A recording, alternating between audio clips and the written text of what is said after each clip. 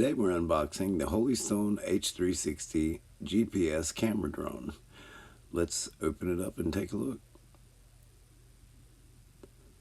I can say after looking at the box for the first time, it's a very simplistic box, but that's okay. I myself would rather spend less on the packaging and have more money put into the engineering and operation of the drone itself. And just an opinion. Let's pull this case out. And yeah, it's a nice little semi-rigid case, familiar design. I'm pretty sure to most people who've been into droning. If not, then I think you'll be impressed by the quality of the case that is provided. As you can see, Holystone's never stingy with the protective packaging, which is a good thing. They make sure they're all waterproof. The cases themselves are snug, form-fitting, as you'll see when we get into it. But once you get this plastic off, you can feel it's a nice texture on the case. It's a high-quality case. The zippers themselves are high quality. Pleather adjustable handle, and as you can see, the little Holystone emblem. Well, let's see what's inside.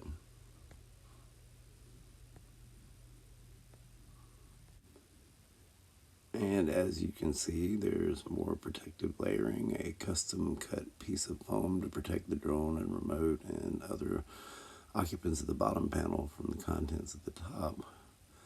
Let me adjust this camera so you can get a better look. All right. Here we have a battery. It's a lithium potassium battery. According to what they had said, it's a 2000 milliamp per hour battery with 7.6 volt LiPo battery, lithium potassium. I thought I broke it, but it's a screw-on adjustable. That's good. All right, let's pop this remote out and get a look. Got your standard sticks. A few function buttons, return to home, calibration button, standard. Got your antennas. A lot of drones don't have real antennas, but this one does. As you can see, the wires. These remotes aren't rechargeable. They take 4 AAA batteries, which aren't included, but that's not really a big deal. I do like my remotes to usually be charged, but seeing how this is the first version of this drone, it's probably their standard. But all in all, nice functional remote. Let's see the phone tray. Little pop there when it comes out. Don't worry, you didn't break it. It seems to slide out pretty far. You could probably use most phones, and their protective cases with as deep a well it has. Snaps back in securely. I like that. Okay, let me put it back in the right direction. And for the star of the show, the drone itself, it doesn't seem to have a protective cover for the gimbal, which is kind of worrying, but the case is cut, form fitted to protect it. I'll have to get back to them on that and see if it was forgotten on mine or if it was standard. The second battery, because it does come with 2 batteries, is stored inside the drone. It seems there's still scratching and discoloration on the sensor itself, but I'm pretty sure that's protective plastic. But if not, then there's been some work done on this one, but I don't think that's the case. I think it's protective covering as well as the Holystone packages their things. I'm pretty sure that's the case. But as you can see, it's a Fuji HD hi-fi camera. We'll get back to some stats on that later.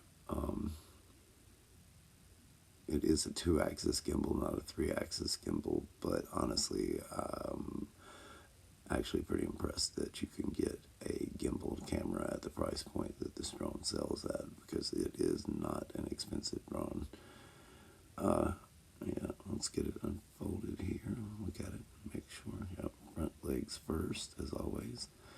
A little piece of plastic fell off here, and normally I'd be concerned that I'd broken it, but I've seen from other reviews that it's a divider piece that they designed to fit between the battery and the body of the craft to keep the battery from making contact during travel. Have to hold on to that. That's it right there. Overall, as you can see, it's a nice looking drone. The size is very similar to a lot of the other ultralights that are out there, but keep in mind this drone does weigh 276 grams, so you will have to register it.